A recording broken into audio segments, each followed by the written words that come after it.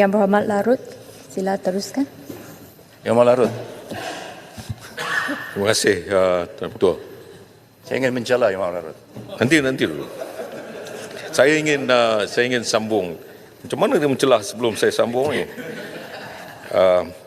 Tadi saya mulakan untuk menegaskan bahawa sudah sampai masanya Kerajaan Persekutuan bincang semula dengan kerajaan-kerajaan negeri untuk mengkaji tentang kedudukan fiskal Kerajaan Persekutuan bersama dengan kerajaan-kerajaan negeri. Kerana kita harus berikan keadilan supaya obligasi fiskal kerajaan persekutuan lebih jelas serta adil dan tidak nampak seolah-olah diikat kaki dan tangannya dalam aspek pengurusan serta perancangan ekonomi. Sudahlah seperti diikat kaki dan tangan untuk negeri Perlis seolah-olah diperlakukan seumpama pengemis dalam menuntut kepertanggungjawaban fiskal daripada Yang Amat Berhormat Tambun. Tentunya bantuan banjir untuk rakyat negeri Kedah pun disulami dengan nada penghinaan dan retorik politik yang janggal. Terima kasih Yang Berhormat Larut. Memang dalam Perlembagaan Persekutuan Yang Berhormat Larut, perkara 109, tanggungjawab Kerajaan Persekutuan untuk mengagikan peruntukan setiap tahun kepada negeri-negeri seperti yang termaktub di dalam Perlembagaan Persekutuan dan juga konsep federalisme yang diamal. Tetapi bagi Sabah dan Sarawak Yang Berhormat Larut, perkara 112D dan bagi Sabah dibaca bersama dengan the 10th schedule of this perlembagaan, meletakkan Sabah dalam mengagi peruntukan selain daripada 109 peruntukan tahunan seperti Perlis, Kedah, Negeri Sembilan, Perak, Pahang yang dapat daripada Kerajaan Persekutuan. Sabah mempunyai tambahan yang dipanggil sebagai peruntukan khas 40% daripada revenue yang dikolekted daripada Sabah itu dikembalikan negeri Sabah. Dan tiada kerajaan sebelum ni, kerajaan BN, kerajaan PH, kerajaan PN 21.0, kemudian sekarang kerajaan ini yang menghormati Perlembagaan Persekutuan di bawah perkara 112D. Saya ingin tahu daripada Larut, sama ada kerajaan selepas kerajaan ini yang akan kita bentuk akan honor perkara 112D ini dan memberi pulangan kembali 40% daripada apa juga revenue yang dikutip daripada Sabah. Maybe PN 2.0 akan menjadi the first government yang menghormati perkara 112D ini. Terima kasih, Tua. Ini dia kempen untuk pilihan raya negeri Sabah nampaknya. Kalau begitu caranya, apa salahnya? Kalau ia memberikan keadilan, saya rasa tak salah untuk kita menunaikan janji-janji kita. Ini cakap seolah-olah bertanggungjawab, tapi peluang yang ketiga telah pun kita berikan. Ini bajet yang ketiga, janji banyak tak pun disampaikan. Dulu saya sebagai contoh kata, menang hari ini, esok minyak turun. Dulu kata, saudara kita ada formula. Hari ini kita ambil alih kerajaan, esok harga minyak tetap turun. Saya ulang. Ini perkara biasa yang kita dah dengar dan pun dibangkitkan oleh rakyat di bawah sana. Dulu kata, tidak bijak kalau kerajaan itu buat perbandingan harga dengan negara lain. Dulu kata jangan bandingkan harga minyak dengan Singapura. Alih-alih hari ini, saya tengok itulah yang dibandingkan. Dulu lain, sekarang lain. Sesudah subsidi diesel disasarkan,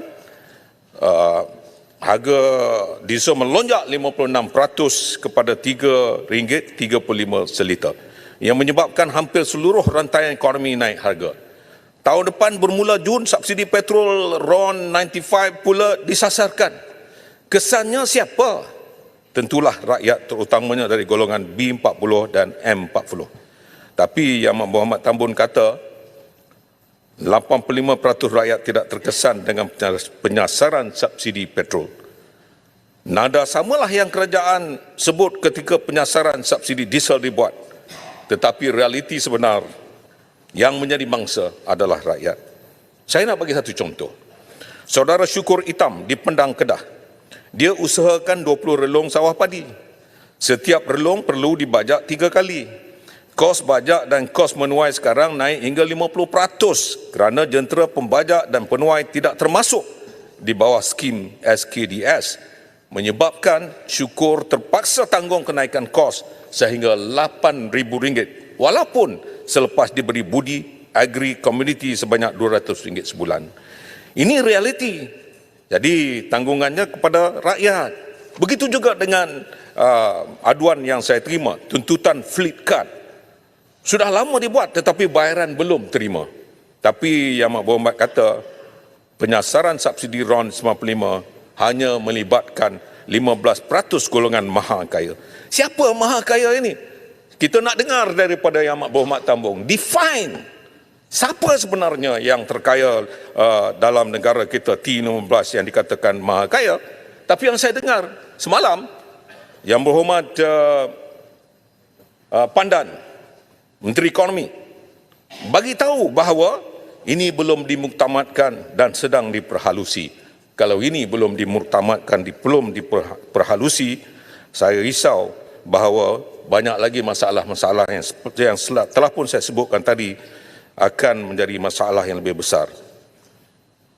Pemimpin beri alasan subsidi minyak jadi beban, patut dihumban. Itu kata-kata yang pernah saya dengar.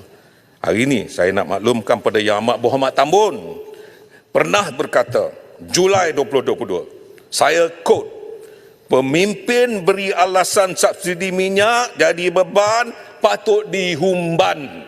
Ini yang salah.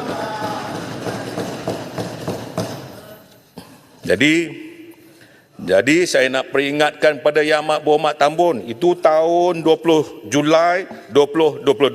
Hari ini Yang Amat Berhormat Tambun sila tanya dengan bekas ahli Parlimen Port Dickson tahun 2022. InsyaAllah nanti dia tahulah jawapannya.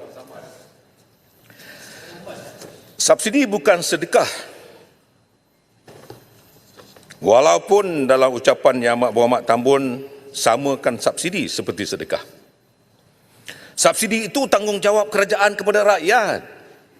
Lebih-lebih lagi jika pemimpin itu sudah berjanji kepada rakyat. Bukan sekali, tapi acap kali. Berkali-kali. Puan Ketua, angguk. Terima kasih. Hari ini, Puan Ketua, alhamdulillah, nilai ringgit kembali seperti mana ketika Perikatan Nasional mentadbir negara pada 2022. Iaitu pada kadar kira-kira RM4.30 berbanding dolar Amerika Syarikat.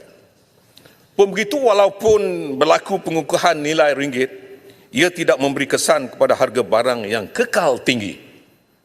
Ringgit dah kukuh, harga barang masih tinggi. Namun di sebalik turun naik nilai ringgit yang banyak dipengaruhi oleh kadar faedah Amerika dan geopolitik antarabangsa, saya nak tanya, apakah benar ia turut disumbangkan oleh faktor syarikat milik kerajaan atau GLIC bawa balik pelaburan luar negara dan disuntik dalam negara bagi maksud pengukuhan nilai ringgit ini? Saya nak maklumkan kepada Yang Amat Berhormat Tambun, jika benar keadaan ini berlaku, saya minta kerajaan dan bank negara jelaskan berapa jumlah pelaburan luar negara yang telah dibawa masuk bagi tujuan tersebut. Tahun lepas, MAS atau Monetary Authority of Singapore merekodkan kerugian bersih terbesar dalam sejarah negara berkenaan berjumlah 107 bilion ringgit yang berpunca daripada percaturan yang kurang bijak pihak Singapura membawa balik pelaburan luar negara dalam jumlah yang besar dalam usaha negara berkenaan membendung inflasi. Ini ada, ini telah pun direportkan. Jadi jangan kita buat kesalahan yang sama.